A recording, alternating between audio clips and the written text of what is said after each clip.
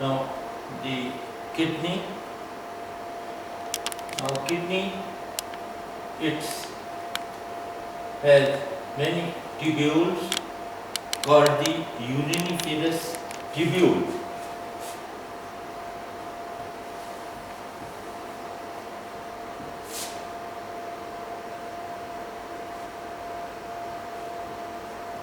Uriniferous tubules. So these uriniferous tubules, they have further two parts, the excretory part and the secretory part. Now the secretory part, that is called the nephron, while the excretory part are the collecting tubules,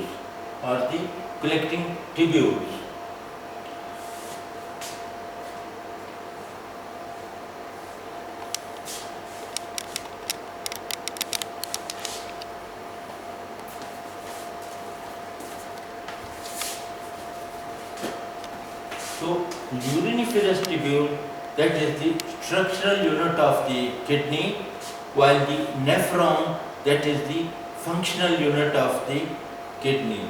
There are about 1.5 million nephrons in each kidney.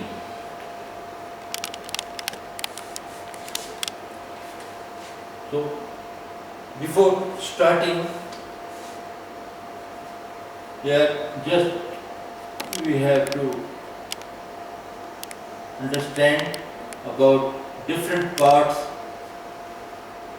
of the kidney. This uriniferous tubule. Now this uriniferous tubule, I told you that has two parts, nephron and collecting tubules. Now nephron, that has the Bowman's capsule. This one is the Bowman's capsule. Then from Bowman's capsule, that arises the proximal convoluted tubule.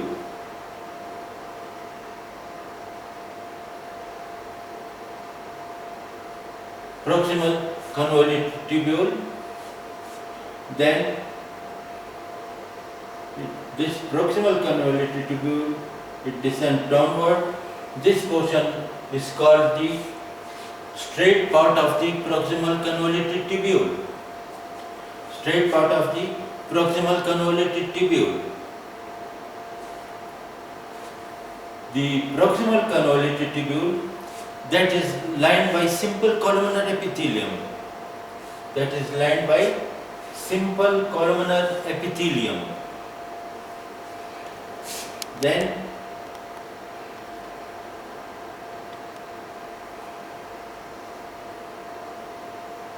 below, the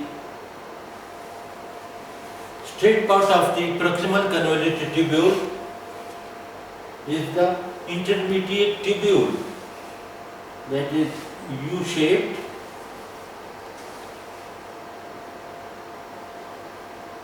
It is also called the loop of Henle. Loop of Henle.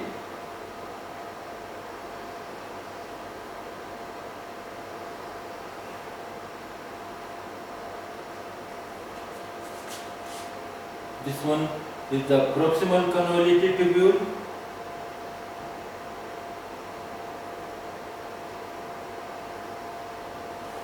And this one is the straight part of the proximal convoluted tubule.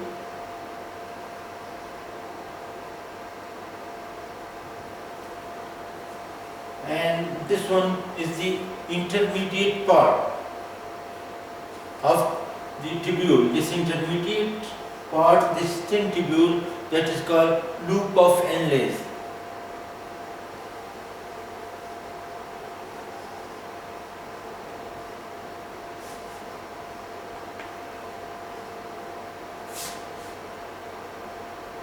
Loop of Henle. This one is the descending part of the loop of Henle, curved part, then the ascending part of the loop of Henle. After that is the straight part of the distal convoluted tubule, and then comes the distal convoluted tubule, and this distal convoluted tubule, it ends in the form of an arch, and it joins the collecting tubule. Many arched tubules, they drain their fluid into collecting tubule. This one is the collecting tubule.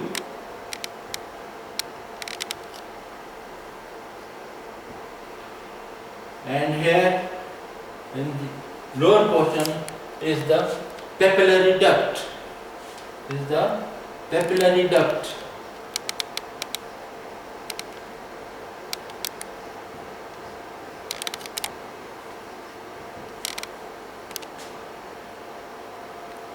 Now, again, the proximal part, the proximal convoluted tubule and its straight part, they are lined by simple columnar epithelium, and this thin part of the loop of Henle, that is lined by simple squamous epithelium, while this ascending part of the distal convoluted tubule, that is lined by cuboidal cells. Convoluted part is also lined by cuboidal cell, and this arch tubule is also lined by cuboidal cells. Arch tubule. Then this tubule, called the collecting tubule, it is lined by columnar epithelium, and the papillary duct, which opens into minor calyces, this duct is also lined by columnar epithelium. About the Bowman's capsule.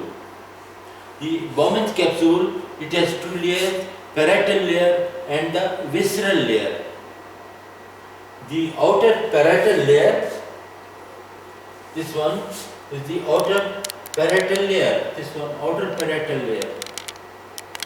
It is lined by simple squamous epithelium. It is lined by simple squamous epithelium. While the inner portion,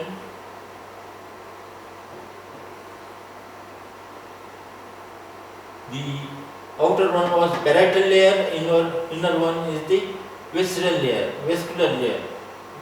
So this layer, it is lined by cuboidal cells.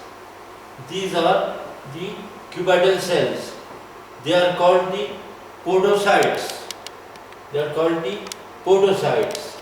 So the Bowman capsule, it has parietal layer lined by simple squamous epithelium, and the inner one here is the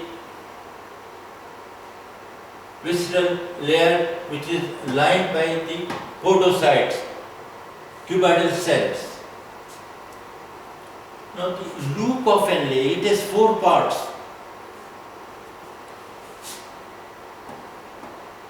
First part, the straight part of the proximal convoluted tubule. Second part, the descending loop, thin loop of intermediate tube.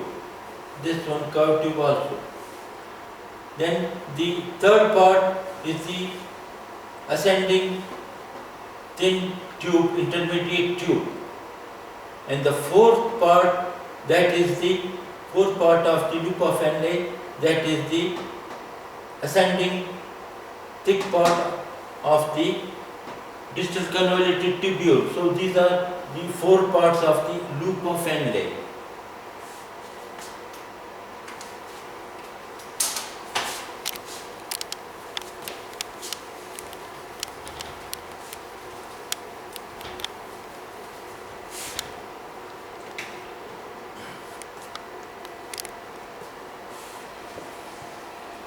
Now, the efferent arteriole that enters into Bowman's capsule, and here it divides into smaller and smaller branches and then into capillaries.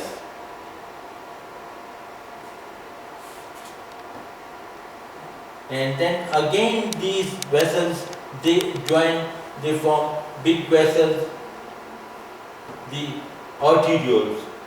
Now here these blood vessels, they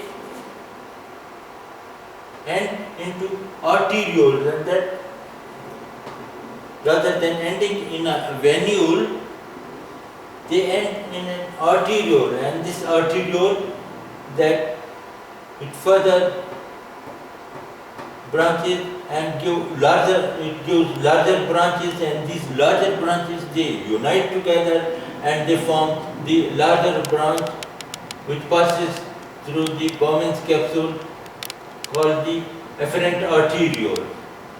So the efferent arteriole that enters, it divides into capillaries, again in ending, rather than ending in a venule, it ends in arteriole. These arterioles, they join together and then they form this blood vessel and passes through the vascular pole of the Bowman's capsule as the efferent arteriole.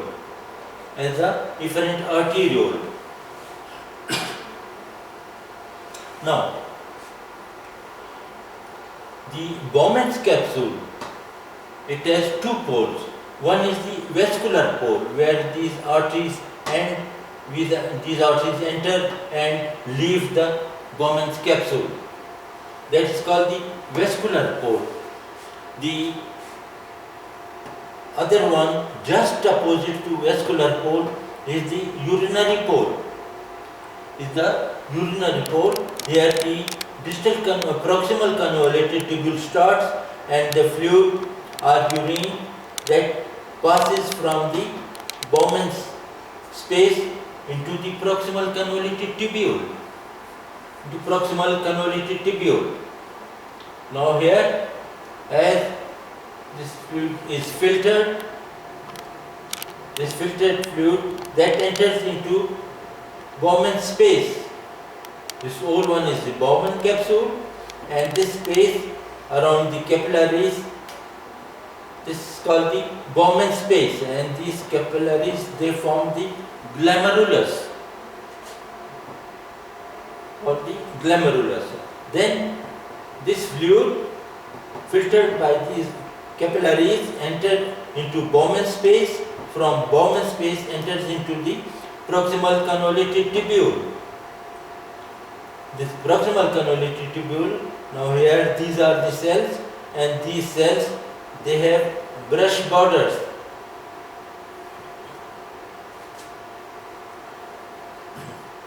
Now, here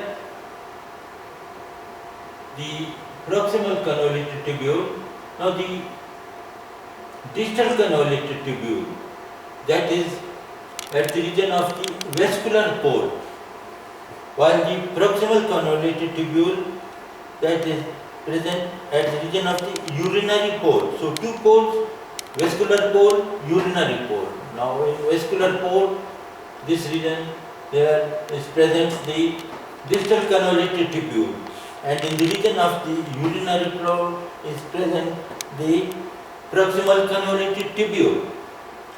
Now, as this distal convoluted tubule, it passes and it becomes adjacent or in contact with the efferent arteriole. What happens that its cells in the lower portion, they become enlarged. Now it is lined by cuboidal cells, and these cuboidal cells then they enlarge and changes into columnar cells. They change into columnar cell and they form a dark spot, and this area is dark. This dark area is called the macula densa. It is called the macula densa. Now this macula densa, these cells, they are the sensor of osmolarity of fluid. The cell of the macula densa. This is about the distal convoluted tubule. Then the efferent arteriole, here as it becomes in contact with the distal convoluted tubule, changes also occur in the efferent arteriole. Now here the smooth muscle cells, they change into larger cells, cuboidal type cells having a rounded nucleus in the center. These cells, they are called juxtaglomerular cells.